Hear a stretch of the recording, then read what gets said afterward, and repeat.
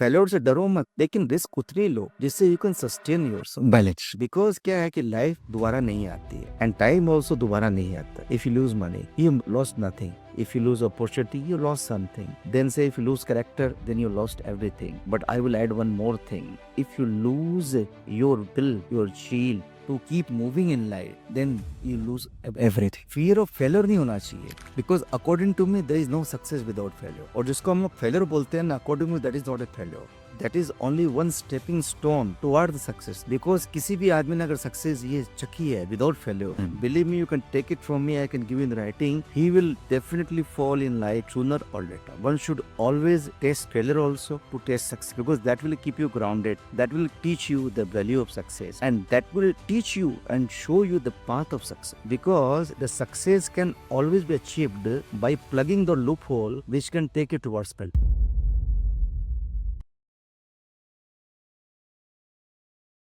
Welcome to Rohit's Dane.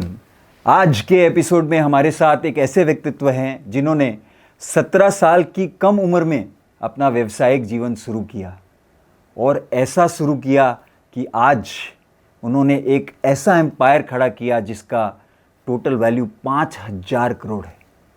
Friends, कम बड़ी बात नहीं है। आइए वेलकम करते हैं an entrepreneur par excellence, Narendra ji Surana को, जो chairman of D Dev plastics limited and Kalpana industries limited, both listed company, हमारे साथ मौजूद है आपके साथ अपना विचार, आचार और प्रिंसिपल्स शेयर करने के लिए। सर, बहुत बहुत वेलकम आपका। बहुत बहुत बधाई इस पॉडकास्ट के लिए। Thank you sir, thank you so much. Sir, सबसे पहले हम ये जानना चाहेंगे कि 17 साल की कम उम्र में आपने व्यावसायिक जीवन चालू किया और उसको आप पढ़ाई के साथ करते गए। आपने बीकॉम किया, एलएलबी किया, लेकिन आपका व्यावसायिक जीवन चालू था। तो आपने क्या इमीडिएटली 17 साल में अपने पिताजी के बिज़नेस को ज्वाइन कर लिया था, या आपने कुछ और अपना एंटरप्रेन्योर जर्नी किसी और बिज़नेस के साथ चालू किया था? ना, पिताजी का बिज़नेस मैंने तुरंत ज्वाइन नहीं किया था। मैंने सबसे पहले क्राउन निडल एजेंसी की एजेंसी ली मैंने, जो गाज़ियाबाद में जिसकी फैक्ट्री हुआ करती थी। वो एक साउथ इंडियन एंटरप्रेन्योर था, तो मैं वहाँ गया, उससे मिला। उसने पहले तो मुझे मिलने से इनकार कर दिया। मैं वहाँ जब पहुँचा था तो मैं रात में 11 बजे से बैठा रहा बाहर, उसने मिलने से इनकार कर दिया। फिर जो बाहर आया उसने मुझे बैठे हुए देखा, और मैं दिन भर में न खाया न पिया। तब बोले, उसने मुझे अंदर बुलाया, तो बोला कि mister Surana, what are you waiting for, you don't have any reference and why should I give agency. तब वो बातचीत चालू हुई। फिर वो बातचीत 1:30 बजे तक चली, एंड यू वोंट बिलीव, बिना किसी सिक्योरिटी के, बिना किसी गारंटी के उसने वो एजेंसी कलकत्ता की मुझे दे दी।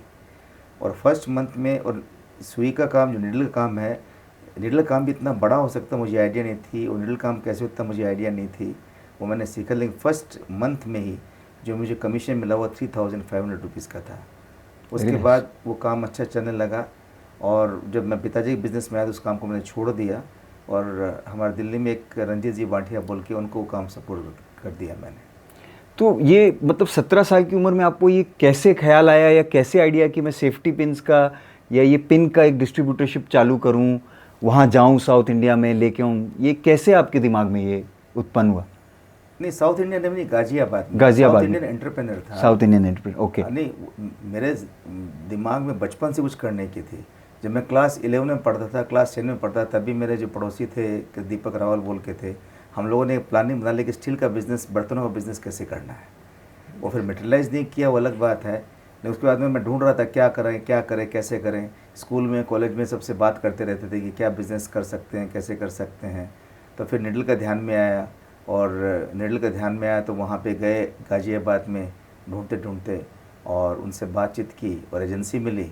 और वो कुछ, फिर वो क्या है कि ठीक है, आदमी चेष्टा करता है, कुछ क्लिक होना होता तो हो भी जाता है, तो ये वाली बात है।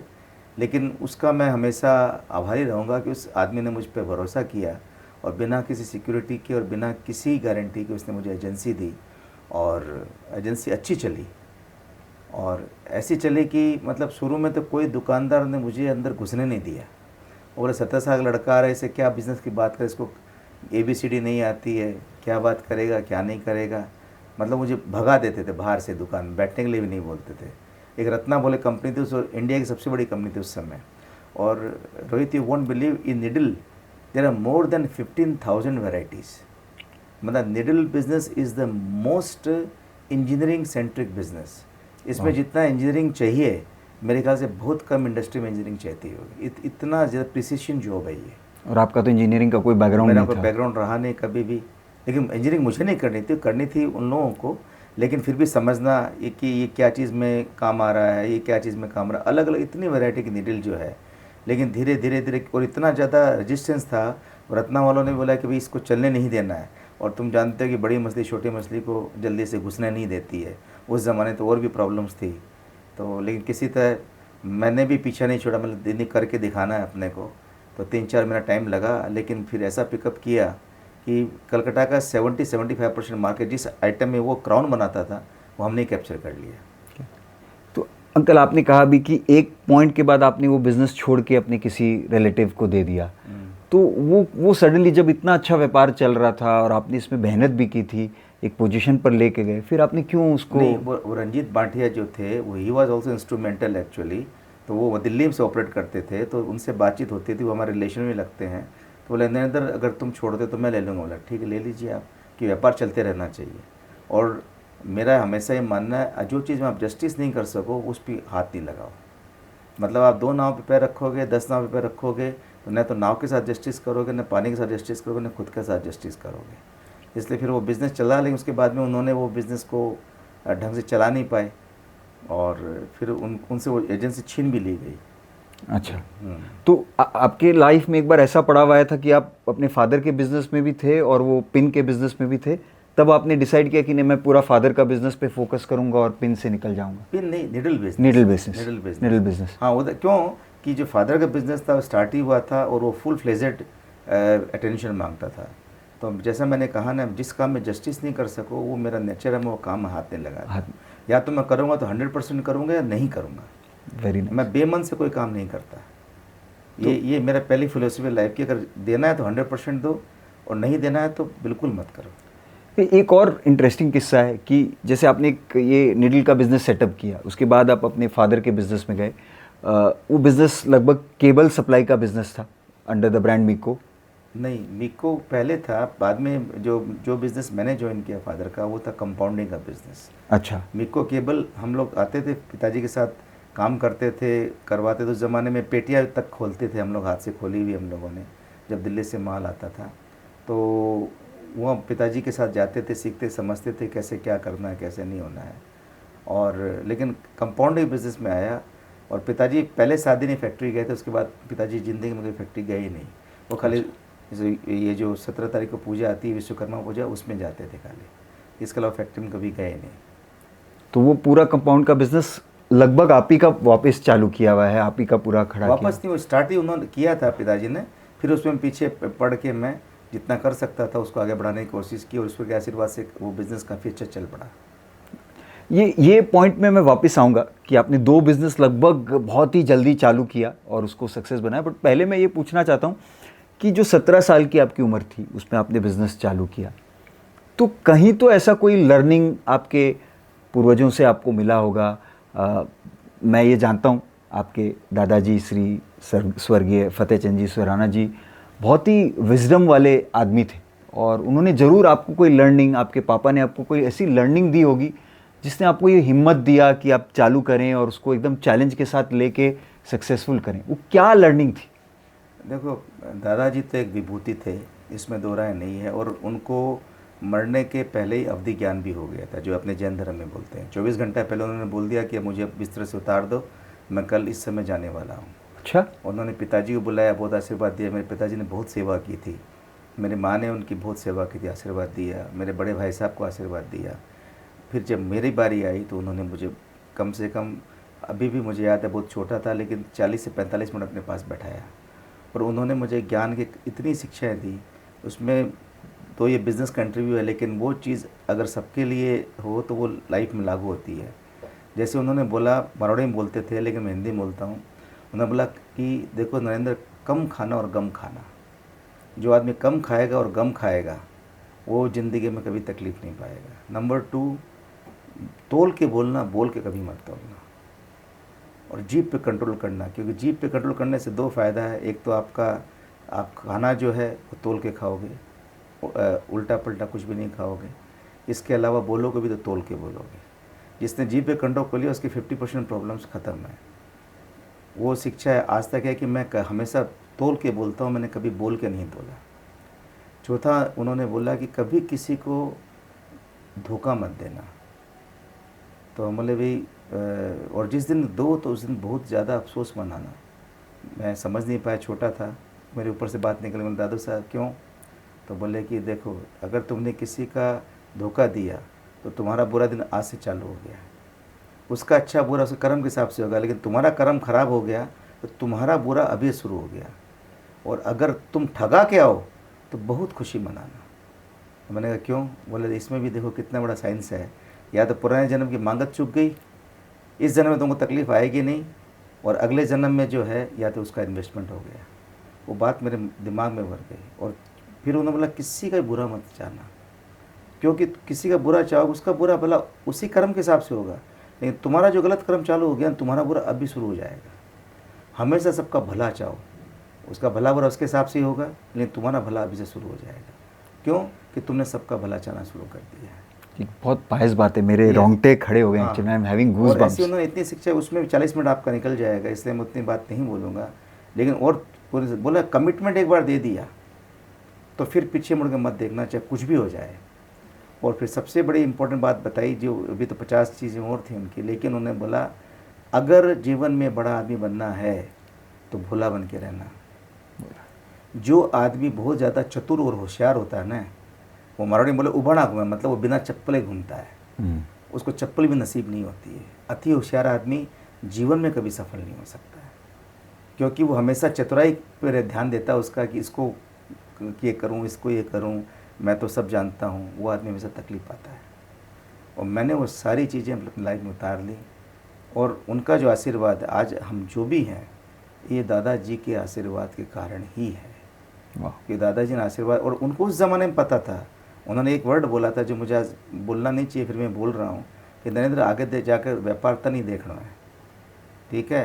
तो पिताजी माँ पिताजी तो है ही, बड़ा भाई को भी ध्यान रखे। क्या बात है। और I am literally having goose bumps. इतनी प्योर बात है ये। और अगर हम लोग इसमें से 25-30% प्रिंसिपल भी अपने लाइफ में उतार लें तो अपना जीवन भी सक्सेसफुल हो जाएगा।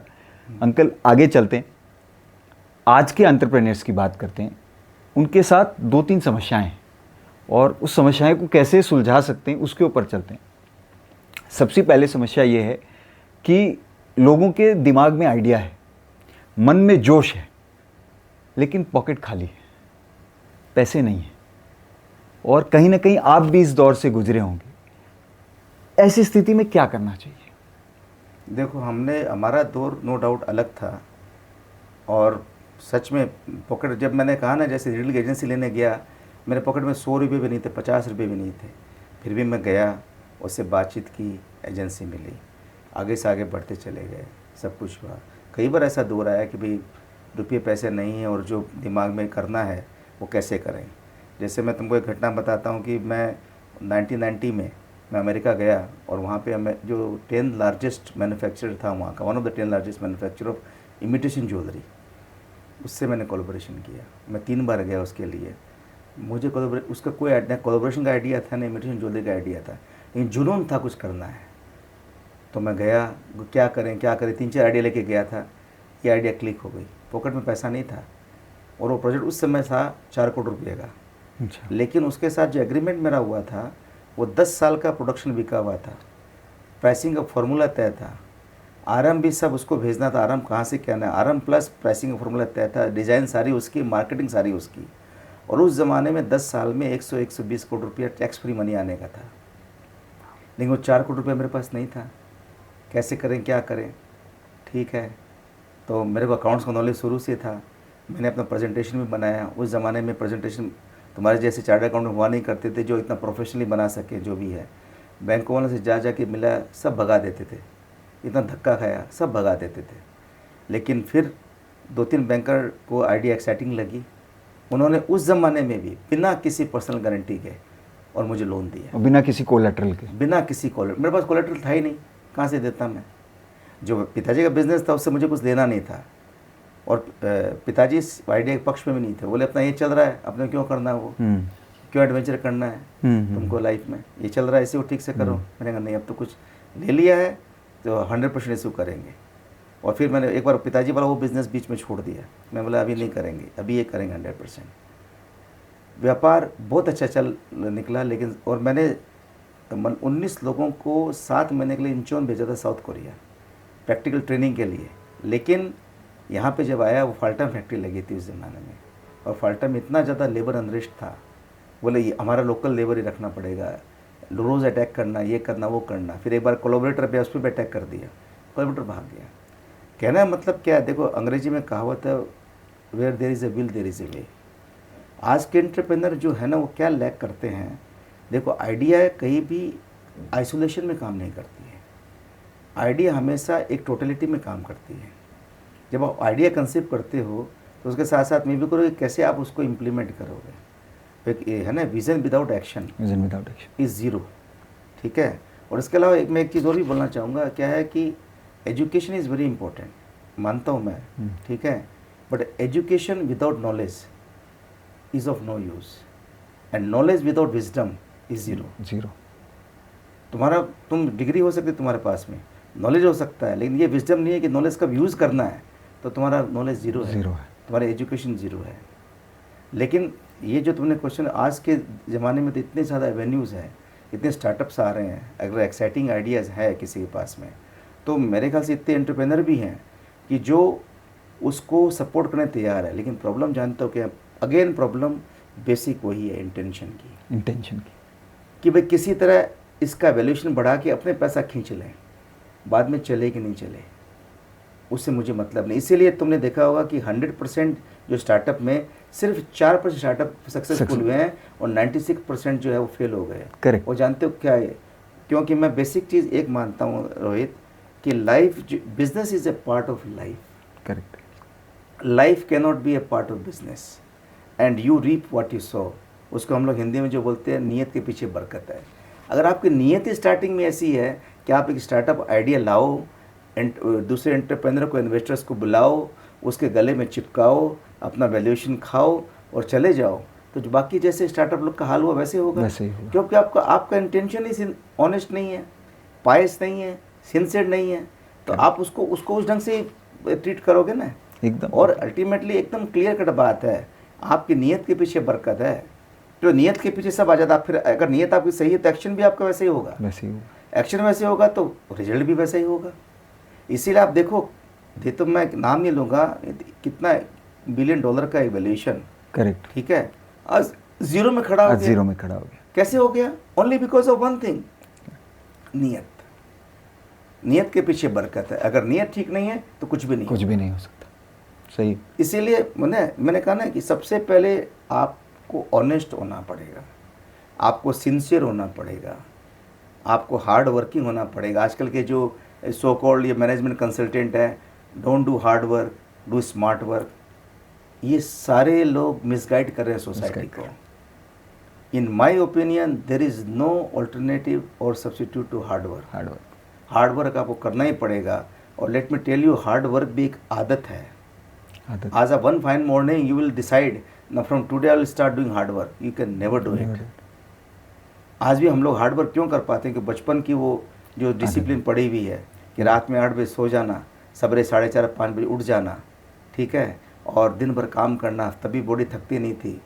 तो वो आदत आज भी है, तब काम होता है। आप वन फाइन मॉर्निंग डिसाइड कर, जैसे आज मुझे कोई बोले फार्मिंग कर लो, मैं एक दिन फार्मिंग करूँगा, 30 दिन सो जाऊँगा, कि मेरी बॉडी को, मेरे दिमाग को उसकी आदत नहीं। हाँ, अगर मैंने 3 महीना किया, धीरे धीरे हो सकता है मैं इस एज में डेवलप कर लूँ। लेकिन जो मेहनत मैं कर रहा हूँ वो मैं कर पा रहा हूँ। लेकिन कोई आदमी जो बिल्कुल ये मेहनत भी नहीं कर रहा है, वो वन फाइन मॉर्निंग उठेगा मुझे करना है, वो नहीं कर पाएगा।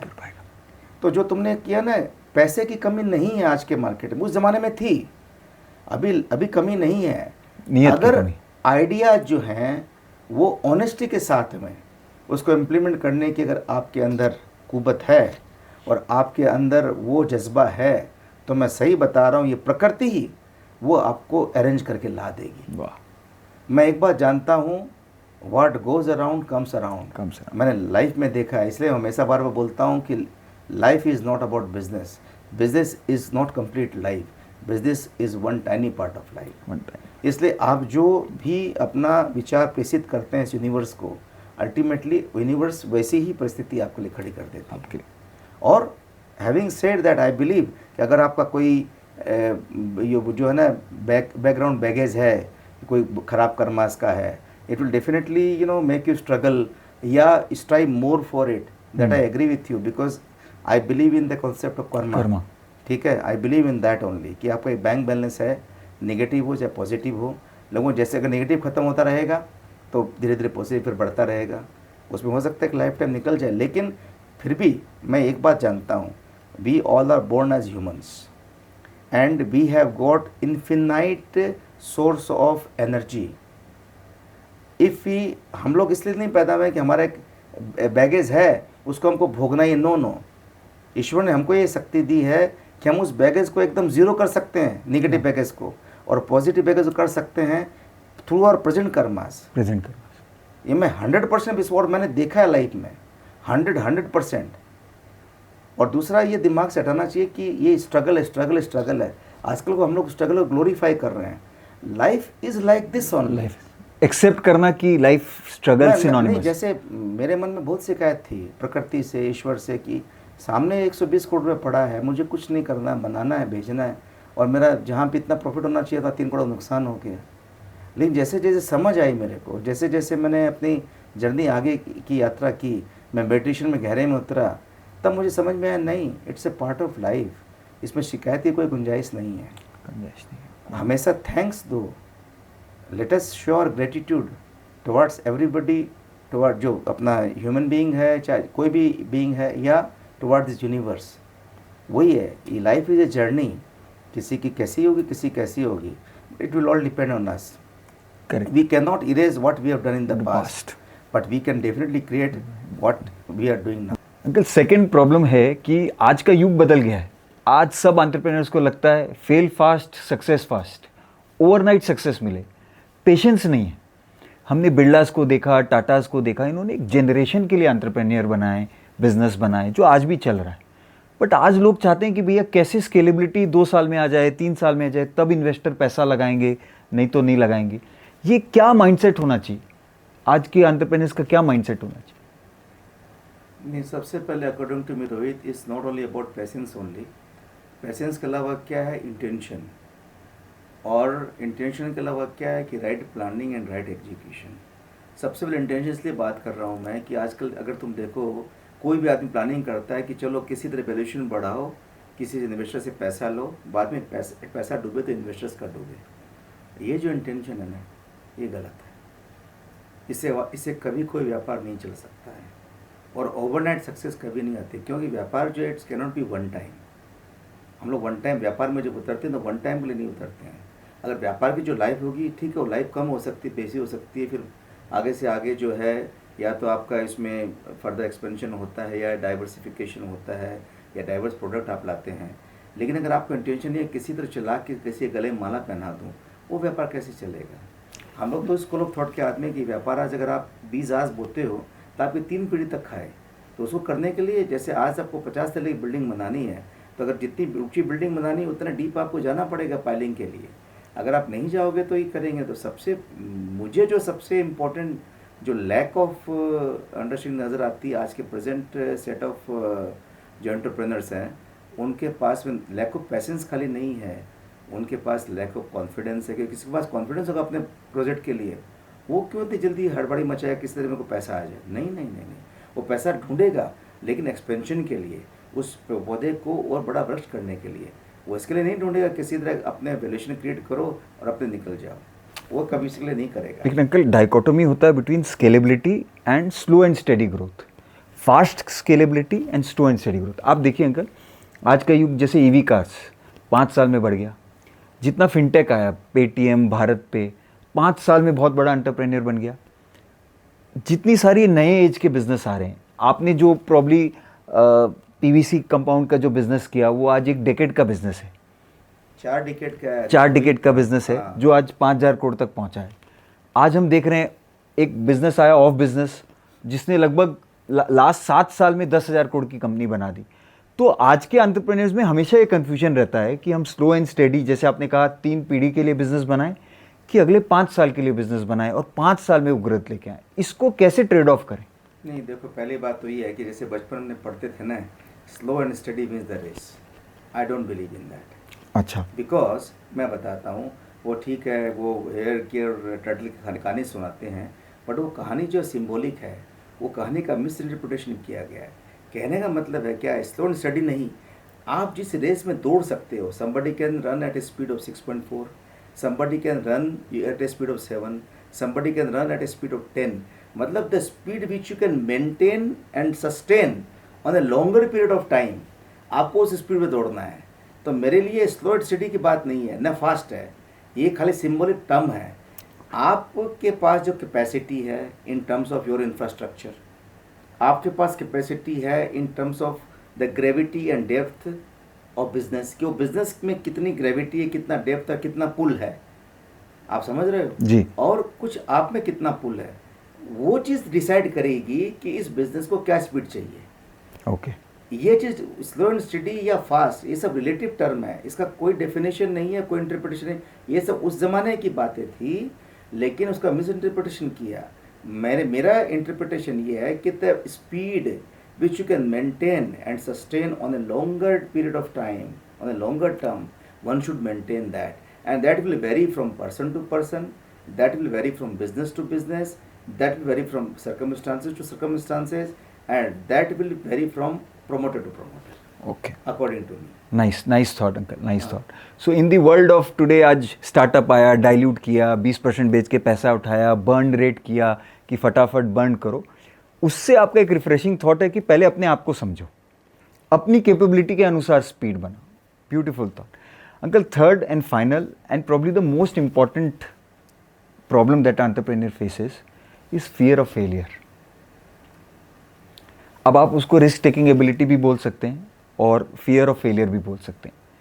मैं एक चीज़ कर रहा हूँ और मैं डाइवर्सिफाई करूँ, मैं एक्सपैंड करूँ या मैं नई चीज़ें ट्राई करूँ, तो मेरे मन में हमेशा 2 फेलियर होता है, और हर एंटरप्रेन्योर के मन में। एक होता है कि अगर मैं नए वेंचर में फेल हो गया तो मेरी सोशल स्टैंडिंग में मैं एक फेलियर गिना जाऊँगा। और सेकेंड मन में रहता है कि sir, I have a family to look after, I have a standard of living which I am maintaining in the society, और मैं अगर कहीं फेल कर गया तो इस पे इम्पैक्ट पड़ेगा। तो अंकल, ये फियर ऑफ फेलियर तो आदमी को ग्रोथ नहीं करने दे सकता है। इसको कैसे आदमी बाईपास करे या कैसे टैकल करे एक एंटरप्रेन्योर और आगे बढ़े? तुम जानते हो Rohit, everybody say that fear is a bad thing, but according to me fear is a very good thing, because there is no life without fear. आदमी डरना चाहिए, लेकिन फियर क्या क्या चीज़ से डरना चाहिए? आप कोई पाप करते, गलत कर्म करते हैं, उससे डरना चाहिए। आपको एक्स्ट्राऑर्डिनरी रिस्क लेने से डरना चाहिए। आज के आपको 6 तल्ले से कोई कूदने के लिए बोला जाए तो उससे डरना चाहिए। तो लाइफ क्या है? Life is a name of balance. अगर आप गीता पढ़ोगे तो भगवान श्री कृष्ण ने एक ही बात बताई है, I am the follower of Gita, और मैं लाइफ में गीता को ही फॉलो करता हूँ। गीता ही एक ऐसी अपनी एक ऐसी रिलीजियस स्क्रिप्चर आया जिसने लाइफ में बैलेंस कैसे सिखाया।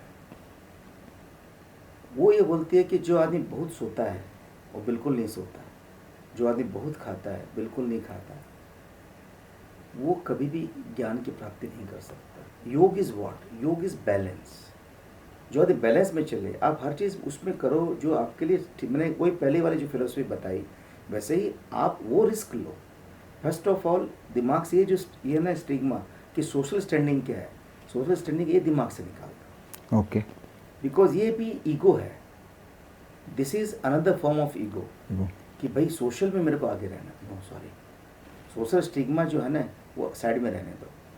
सो long as long as you are honest in your approach, you don't owe anything to anybody, आपने गलत चीज़ करके पैसे नहीं कमाए या आप किसी के कर्जदार नहीं हैं, आप ये चीज़, ये दिमाग। हाँ, फियर क्या चीज़ का होना चाहिए? Fear should be of family, of circumstances. इसीलिए मैंने कहा ना कि हर आदमी की एपेटाइट अलग अलग होती है। अगर मेरे पास 100 रुपया है तो I should be wise enough to take the risk of 40 rupees 50 rupees only. In case if that venture might fails, then at least I have balance 50 rupees to bank upon or to fall back upon. इसलिए fear of failure नहीं होना चाहिए, fear of अपने को balance होना चाहिए कि मेरा बैलेंस नहीं गड़बड़ा जाए. बैलेंस नहीं. Because according to me there is no success without failure. और जिसको हम लोग फेलियर बोलते हैं ना, according to me that is not a failure. That is only one stepping stone और stepping to one step taken toward success.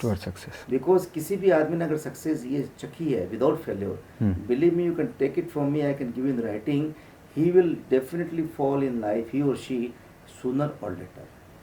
One should always test failure also to test success.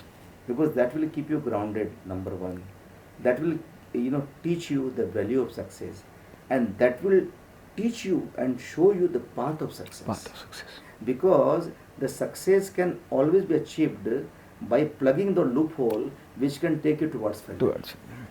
इसलिए failure से डरो मत, but लेकिन risk उतनी लो जिससे you can sustain yourself. Balance. Because क्या है कि लाइफ दोबारा नहीं आती है, एंड टाइम ऑल्सो दोबारा नहीं आता है. See what is more valuable and important life, most valuable.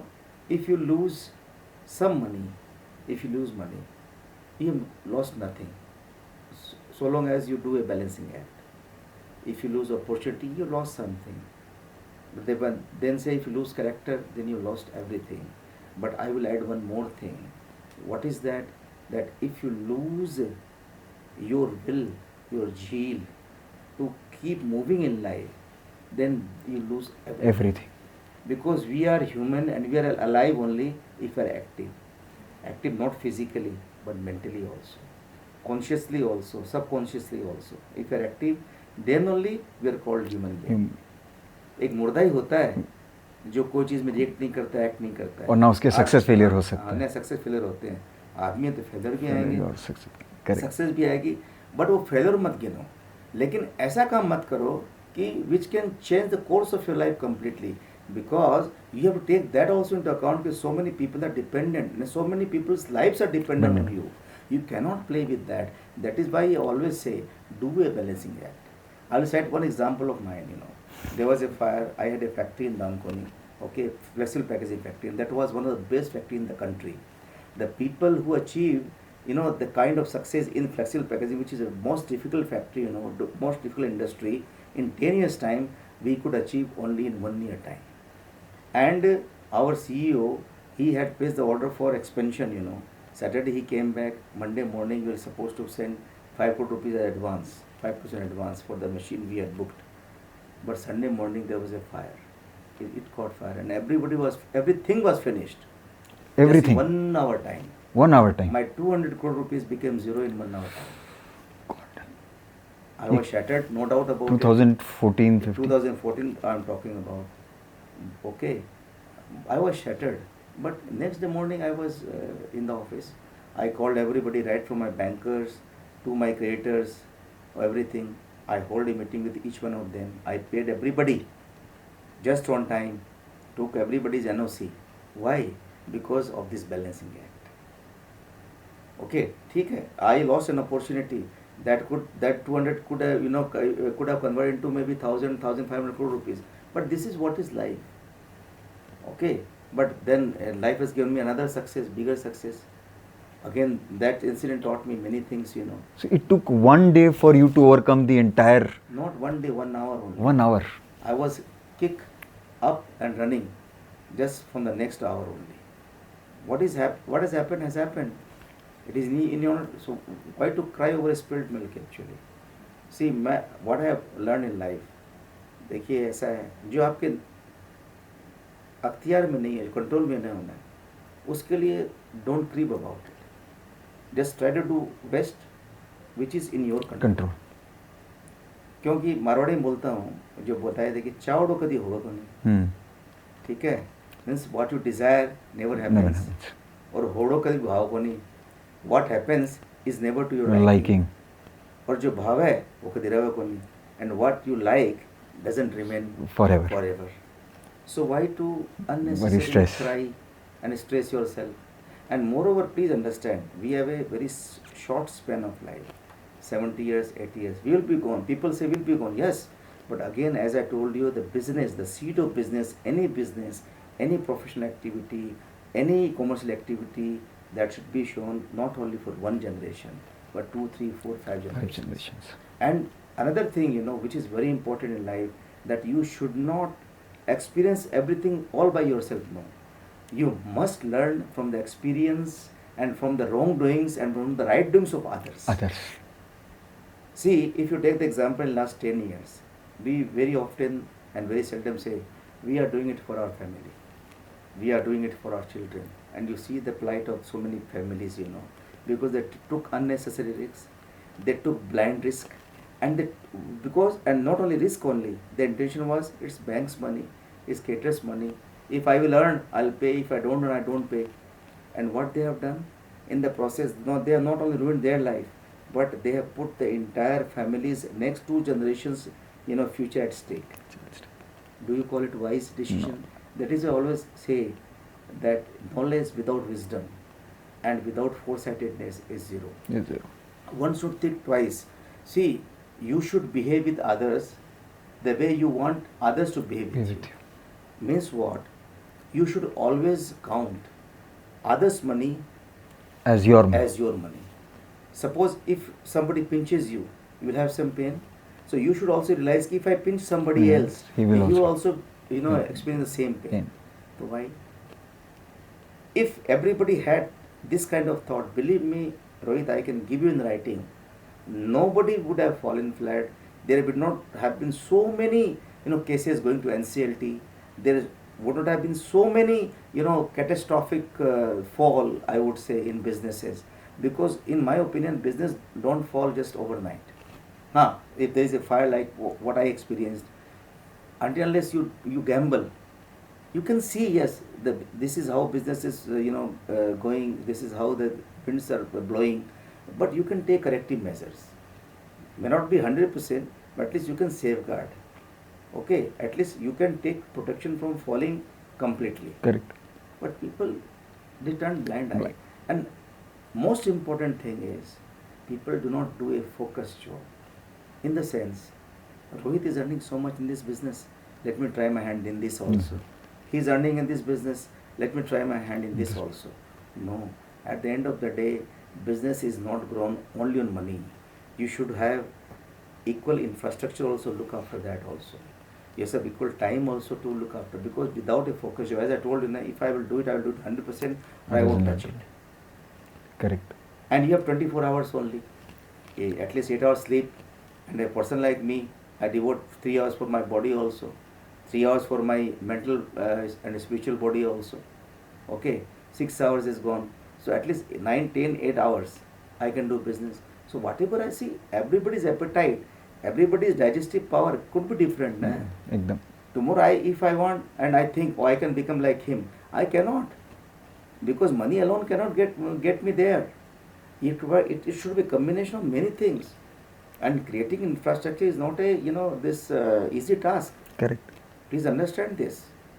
This is very, very difficult, according to me. Correct. In fact, everybody should understand their own SWOT, strength, weakness, opportunities, and then work accordingly. See, first you should know your weakness. That you should eliminate, because anything which your weakness can come in the way of your success, that thing you should not do. You should play on your strength only. And everybody's weak point and weakness, strong point and strongness is different. If I think that I can become Rohit, I am the foolish person on this earth. I can become N.K. Surana only. I cannot become Rohit Surana. The moment I try to, I will fall flat. Okay.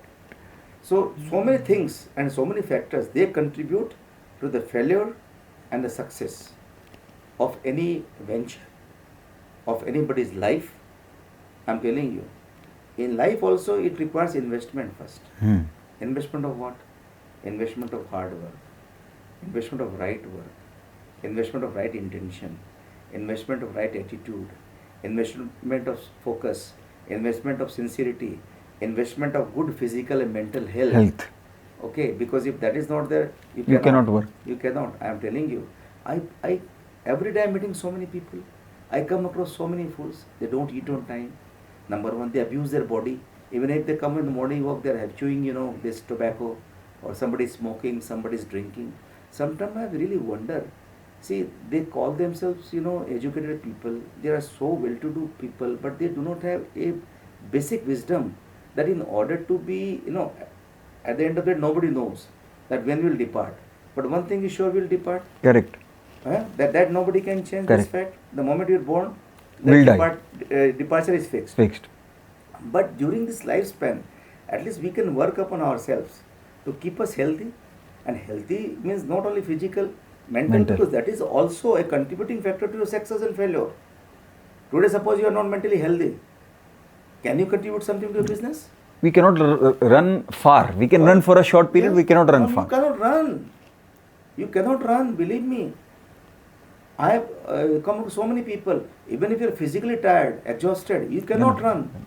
You'll always feeling, this sleepy, very tiring, everything. So one should be alert, one should understand what is the right ingredient for the life.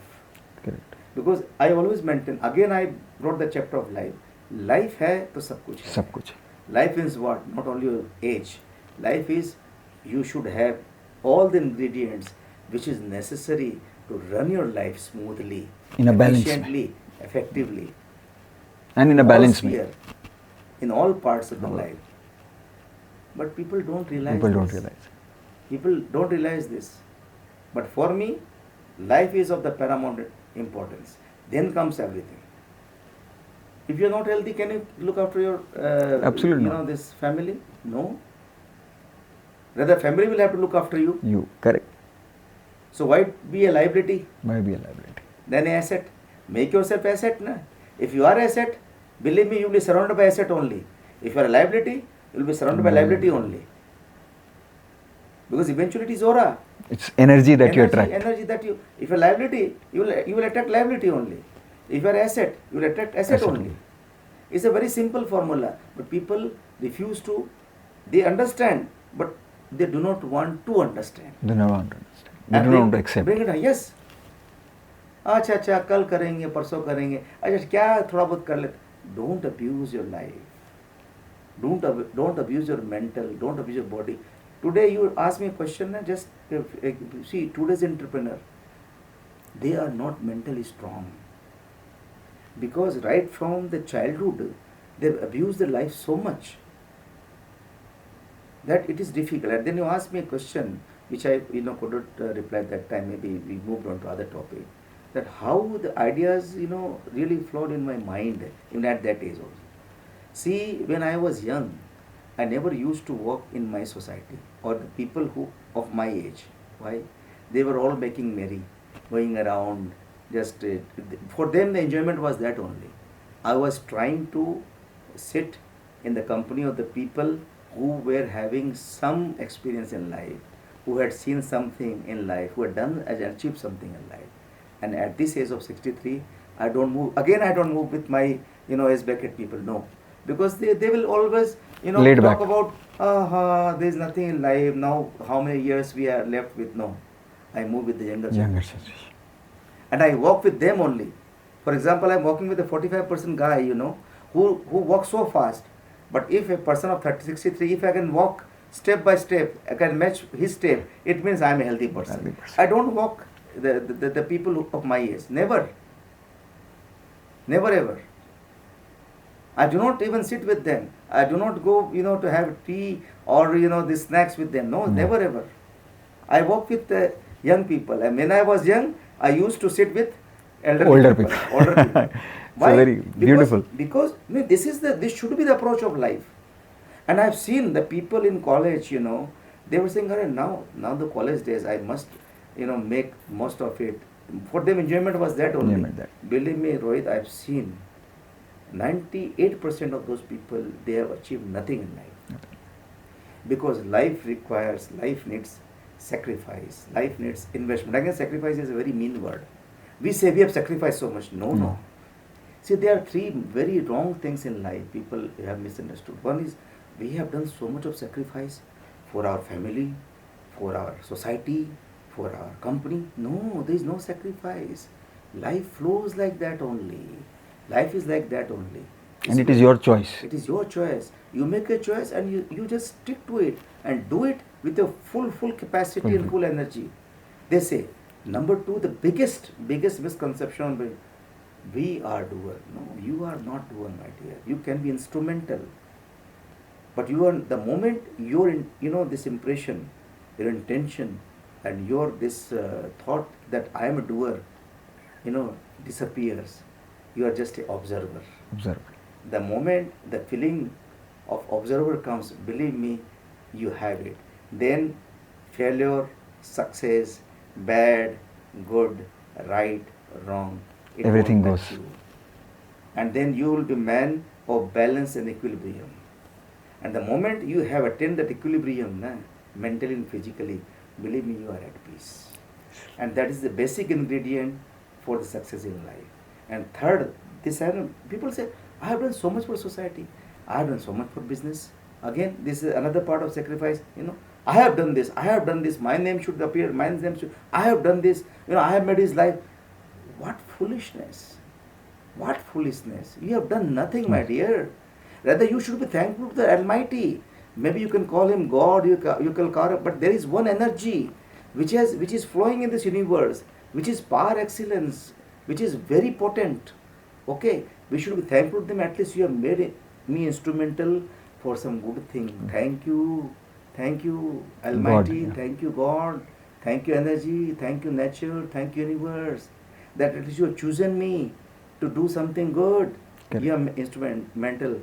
But if you think I have done this, I have made his life, even if you are not there, and if he is intentional, the universe would have created some other source,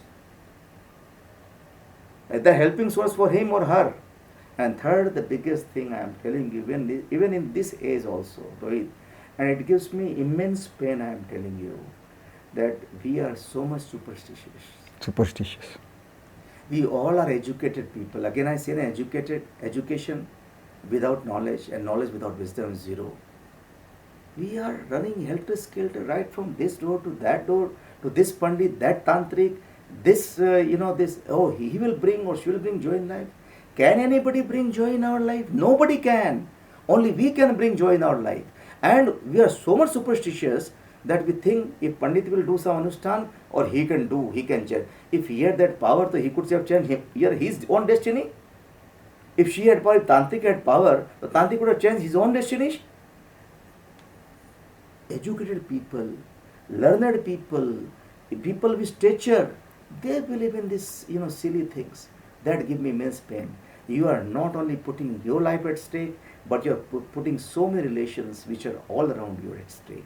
This gives me a lot of pain, believe me. But uncle, there are so many people who believe in numerology. There are so people That in is a science. Vastu. No. Vastu, numerology is a science. It's like this, my dear. See, we are a creation of 5 elements. Okay. What Vastu preaches? Okay. That if in your house or office or organization, if those 5 elements are the place where they should be, okay, then that will bring peace and equilibrium to your life. Okay. That is Vastu all about. If somebody is linking it with the prosperity or with the money, then they are fool. But that will keep you, absolutely balanced. And if you have a peaceful and balanced mind, then action also will be, good. If you are not a man at peace, if you are not a man of balance, then you will always do, a lot of bad things only, because your decisions can never be correct and right. Am I right? Vastu bring that in. Numerology is also sign. But if you are running to astrologer with the hope that astrologer will change something, or you do this, no. You can change it. You can change. By your own karma. Karma, your thought, your Hard work. your doings, you can change everything. Eventually what we are the creation of our thoughts only. You change your thoughts, everything will change in life. Uncle, I know for a fact that you are a believer of numerology. Yes. For example, your company name has a certain spelling. You yourself believe in certain numbers. Your wrist has certain numbers. Does this numerology or number have helped you in achieving that balance? No. Yes. they can always be helping factor, but they can never be deciding factor. Not the sole factor. No, they can never be a sole factor. It's like this, tomorrow there is a rain outside, it's rainy season, but if you take an umbrella, you won't be drenched in rain, am I right? Correct. You won't be wet in rain, Correct. am I right? Correct. So all these things, they are just like umbrella, which can give you protection. Okay, but they are not complete in themselves. Eventually, what is complete? Your karmas, Karma. your thought process. That if you are living in sync with the nature, what nature has prescribed, because there is a prescription already prescribed by the nature, Mother Universe, that a human should live his or her life like this. If you are living in tandem with that, in sync with that, believe me, you don't have to do anything. But in order to achieve that sync, that synergy with the Mother Nature or Mother Universe, these things can help you. This can facilitate basically. But once you achieve that and attain that state actually, then you don't require this. Okay. My grandfather always used to say, though we have given 17 monks to our this Therapati Jain Sangha, Therapati. but he always used to say, Narinder, अगर सुख चाहे तो मोढ़ा के पीछे मत भागे. And he was absolutely right. The word of wisdom. Believe me, you don't require any guru. You don't require any monk. You don't require anybody in life other than yourself and that Mother Nature. Mother Nature. If your intentions are pious, again I am telling that intentions are very important. If your thoughts are conclusive and in sync with the universe will only design for you to achieve that greatness. Uncle एक चीज़ मैं आपसे पूछना चाहता हूँ कि अभी जो आगे बिजनेस जिस तरीक़ा से हो रहा है वो बहुत डिफरेंट हो गया. डिफरेंट इन द सेंस कि आज एआई इम्पैक्ट कर रहा है बिजनेस को, रोबोटिक्स इम्पैक्ट कर रहा है और बहुत सारी नई टेक्नोलॉजीज़ इम्पैक्ट कर रहे हैं, नए नए कॉम्पिटिशन आ रहे हैं, ग्लोबल बाउंड्रीज जो है वो मिट रही है. आज हम लोग ऑल ओवर वर्ल्ड कहीं पे भी कर सकते हैं. तो आप अपने बिजनेस को कैसे डायरेक्शन दे रहे हैं? सबसे पहले आप अपने आप को कैसे अपडेट रख रहे हैं कि जनरेटिव एआई क्या है, रोबोटिक्स क्या है, उसका इम्प्लीमेंटेशन आपके बिजनेस में कैसे होगा, और आप अपने बिजनेस को कैसे दिशा दे रहे हैं इन नई इनोवेशंस के साथ? देखो ऐसा, innovations are definitely inevitable. Technology evolves, so does people and so does universe also evolves. Let me tell you, universe also evolves. It's not that only we human evolves or technology evolves, AI is coming, that thing is coming. But one thing can never replace, that is humans and humans' consciousness. It can never be replaced. The technology is a good thing, but to a point. The more we are moving towards technology, the more we are playing with the technology and becoming that robotic, believe me, one day it will be the cause. It will be instrumental in the mass destruction of the society. That is written on the wall. So many technology has come, it has given you comfort, but at the same time, if you really see and introspect, apart from comfort, it has given you a lot of diseases, lot of weakness. We as a human, we have become more weaker, mentally and physically. Okay, there was a time when we could even work for 18 hours. Okay, there was a time, but still we were not feeling absolutely weak or tired. Okay, and it is getting pollution also. Pollution is of many kinds. Okay, thoughts are also pollution. And that AI, what do you think? They won't create pollution? They also create pollution. Absolutely, they will. They will create pollution. That pollution will have impact and effect on whom? On this universe, on this Mother Nature. But eventually, I tell you, the biggest balancing factor lies in the hand of Mother Nature only. It will balance its own nature, but through mass destruction. Through mass destruction, I am telling you, that is very, very, you will see it one day, that the mass destruction taking place. Today, see, the problem we are moving towards technology, but we are missing one point, that the basic values of life should be respected and they can never be changed. Today, humans, in those days also, but today, human, they are enemy of human only. That feeling, I should be happy. He never say we should be happy. All good things should happen to me only. Prosperity, goodness, and this happiness is a product of the collectiveness. Well, let me take an example, Uncle. Let's say your competitor adopts AI and robotics, replaces manpower in the factory, reduces the cost of production, whereas you have not adopted these technologies. Will you not in the short term lose out on business, lose out to your competitors, lose out on orders? We will also definitely go for technology, but again I am saying technology to that extent. See, extreme of anything is bad. Bad. And extreme of technology is also bad, I am telling you. There will be a time that will boomerang on us only. It will definitely, we are creating robot. Tomorrow that robot malfunctions, it will kill you only. It can kill you. It has killed. If you see and if you Google, you see there are at least, maybe 10, 20 examples all over the world. The robot they have killed. Even just 2 days or 3 days before, I read in the newspaper, robot had committed suicide. Yes. Did you read that? Yes, yes. Robot also had a mental problem, mental sadness, depression. Today, I am telling you the maximum population of our society, believe me, right from the age of even 8 to 70, they are the victim of depression. Yes, absolutely. And what is depression? Mental weakness. And I always say to my child, actually, Dave and my other children, that depression is also a luxury. I don't have that luxury, because if I am depressed, my whole company, my family will suffer. I cannot afford that. But the moment I told you, if you are an observer, again, I am not God, Rohit. It may so happen that it can attack me also someday. But maybe I am here to resist it at least. I do not know, because I am not a person isolated from the society, but I am alert in the sense I am an observer. So you're saying judicious use of technology? Yes, judicious use of technology. That is very, very important. Because technology is not for you only. Technology is for the destructive minds also. The more you evolve in technology, they are also more evolved. So they also have the arms ammunition in their hand to distract the society. Correct. More faster, more severe. Correct.